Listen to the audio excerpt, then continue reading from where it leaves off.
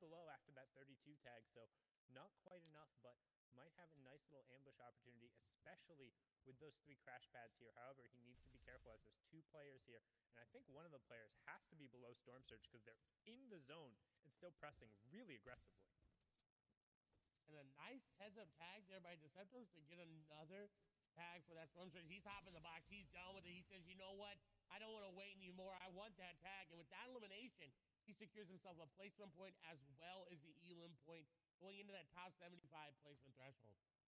Yeah, and a good job. So huge impact elimination there. We talk about tags, which is when you're just trying to land shots for some damage, not necessarily looking to convert, but a massive conversion, which ends up being 2 points because the placement swing puts him well above the Storm Surge threshold. So their number 1 place, not going to be threatened by that, going to get a relatively easy transition into the mid-game after getting the resources from that elimination. But now on board with Boffo here, slightly off of the top 15 pace in terms of 20 points, but more than capable of picking himself back up, and he is well above that Storm Surge threshold now. And oh my lord, the legendary pistol going to work.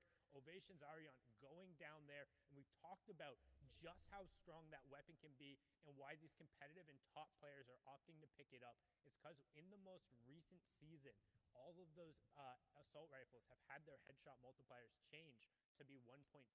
The pistols, on the other hand, still have a 2.0 headshot multiplier, which means due to the higher rate of fire, if you're able to be accurate and find 1 or 2 headshots like you saw in that situation, you can convert into eliminations on a really consistent basis, and sometimes even better with the AR. But now, back on board here with Thomas, and the reason we're watching him is we're checking that loadout. He's the one with Kit's Mythic Loot, has the launch pad, and we've seen just how destructive it can be in all of these late game scenarios.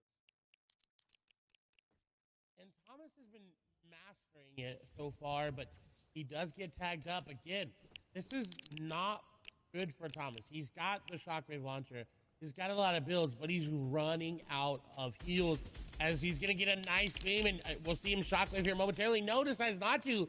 As Carrot seems like he ran out of mats or was just in a bad situation, and Thomas capitalized yet again. And we've seen this in the first game. We saw him get mid-game elims.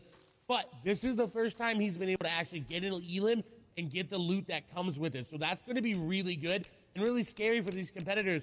If he's able to pick up any minis or floppers there, he's in a good spot. Someone, however, not in a good spot is Arden, as Hin takes him down very, very low. Arden's going to have to make a play, but there's no play to be made there from him.